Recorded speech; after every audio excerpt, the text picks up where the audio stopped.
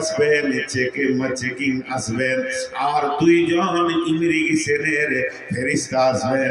আল্লাহ তাবারাক ওয়া তাআলা নবী বলছেন, ইযা বুদিয়াল মাইয়াত, যখন কবরে মাইয়াতকে রাখা হবে, আতাহু মালাকানে, তখন দুইজন ফেরেশতা আসবে, তিনজন আসবে না। দুইজন ফেরেশতা এসে তারা প্রশ্ন করবে, সারা জীবন আপনার আমার চলাফেরা, 70 বছরের চলাফেরা, 80 বছরের চলাফেরা, 25 বছরের, 20 বছরের চলাফেরা, 40 বছরের চলাফেরা, অর্থাৎ সারা জীবন আমরা চলাফেরা করলাম।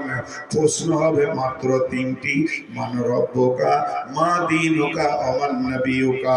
আর এই তিনটে প্রশ্নটি উনি বুঝে নেবেন।